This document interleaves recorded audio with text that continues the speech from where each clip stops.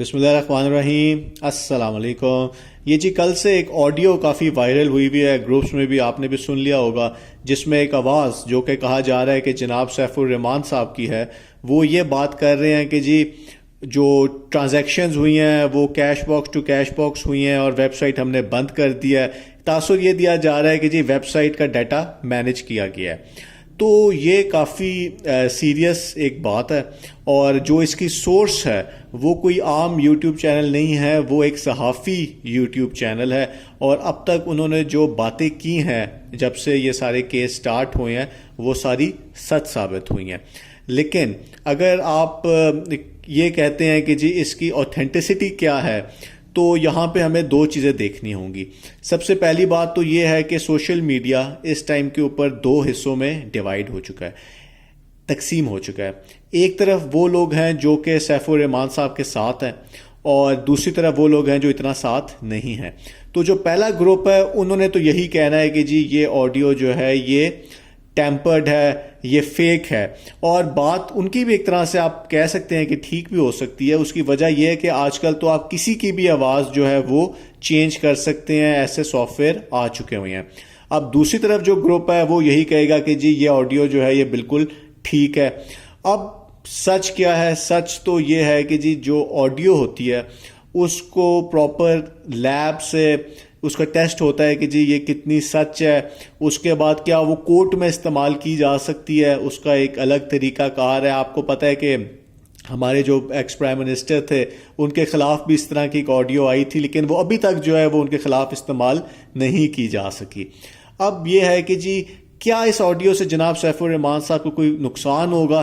तो अभी तक तो उनको कोई नुकसान नहीं होगा। नुकसान तो उस वक्त होगा जब ये रिकॉर्ड का हिस्सा बनाई जाएगी, यानी कि ये कानून नाफिज करने वाले अदारों को ये ऑडियो जो है दी जाएगी, वो इसका टेस्ट करेंगे, फिर जो इनके ऊपर केस चलना है या जो भी आगे होना है उसमें ये इस्तेमाल की जाए।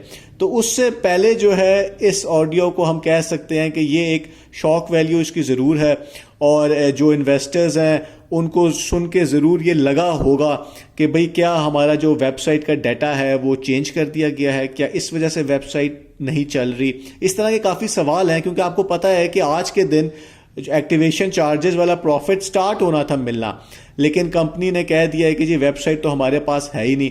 वेबसाइट पास नहीं है लेकिन SRG वर्ल्ड जो है वो एक्सेस की जा रही है। तो ऑल पाकिस्तान प्रोजेक्ट के केस में हम पहले भी बात कर चुके हैं कि जब नैब ने वेबसाइट को एक्सेस किया था तो वेबसाइट फिर नहीं चलती थी, वो बंद हो गई थी वेबसाइट जो है, लेकिन इस टाइम पे वेबसाइट ओपन है।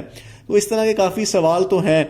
फिर हमने कुछ अर्सा पहले एक प्रोग्राम भी इसके ऊपर किया था कि वेबसाइट ही सब कुछ है। वेबसाइट के अंदर तमाम इन्वेस्टर्स का डाटा है कि उसने कब ज्वाइन किया, उसने कब ट्रांजैक्शन की, कब उसने बैंक पेमेंट की, कितना उसको प्रॉफिट मिला, कितना रह चुका है प्रॉफिट, अगर उसने अपने डॉलर सेल किए और cash to cash box transaction करके उसने कोई कैश ले लिया तो उसका रिकॉर्ड भी है। अब जो चीज़ें तो बैंक के थ्रू हुई हैं उसके पास उसका तो रिकॉर्ड ऐसा कैसा रिकॉर्ड होता है जो कि आप झुटलाया नहीं जा सकता, वो कोर्ट में भी यूज़ हो सकता है। लेकिन एक ऐसा रिकॉर्ड जो कि सिस्टम का रिकॉर्ड है जो कि दो शख्स के दरमियान हुआ है, उसमें बैंक इन्वॉल्व नहीं हुआ, क्योंकि आपको पता है कि जो कैश बॉक्स था उसका मकसद ही ये था कि सिस्टम को बाईपास कर दिया जाए, यानी कि बैंकिंग चैनल्स को बाईपास किया जाए। अगर किसी तरह ये डाटा चेंज कर दिया जाता है और किसी शख्स जिसके लेट से लाख रुपए हैं जो कि कंपनी ने वापस करने हैं इस टाइम पे, उसने इन्वेस्ट किया, फिर कुछ ले लिए पैसे और अभी लाख रुपए उसका बकाया रहता है, और कंपनी अगर उस डाटा को लेट्स से चेंज कर देती है और वो नहीं साबित फिर कर सकेगा कोर्ट में कि जी असल में मेरे कितने पैसे वापस करने वाले थे, तो वेबसाइट जो है आज आके सब कुछ वेबसाइट के ऊपर ही आना है। और अगर वेबसाइट चेंज कर दी जाती है तो इन्वेस्टर्स को जो है ठीक ठाक आगे प्रॉब्लम होगी। स्पेशली जो आगे का केस है जिसमें सैफुर रहमान साहब ने या कंपनी ने ये बताना है कि कितने बकाया रहते हैं इन्वेस्टर्स की तरफ हमारे पैसे, तो उसमें ये चीज़ें मैटर करेंगी। लेकिन कुछ सवाल अभी भी हैं कि जिस टाइम के ऊपर आज से महीना पहले एकदम कंपनी ने वेबसाइट अपनी बंद कर दी और कहा कि जी हम SRG वर्ल्ड के ऊपर डाटा शिफ्ट कर रहे हैं, फिर कहा कि जी वो जो कंपनी के साथ एक मुआहदा होना था अख्तर ट्रेडर्स के लिए, इसलिए हम बंद कर रहे हैं, और उसके बाद इतने अरसे बंद रखी गई वेबसाइट जो है, और जब वापस आई तो उसको उन्होंने लॉक कर दिया, क्योंकि उनको ये ख्याल था कि जी लोग पैसे नहीं देंगे एक्टिवेशन चार्जेस, लेकिन लोगों ने जमा कराए फिर भी वेबसाइट नहीं ओपन हो रही। तो कहीं ना कहीं कोई ना कोई मसला तो ज़रूर है इस टाइम के ऊपर वेबसाइट के अंदर।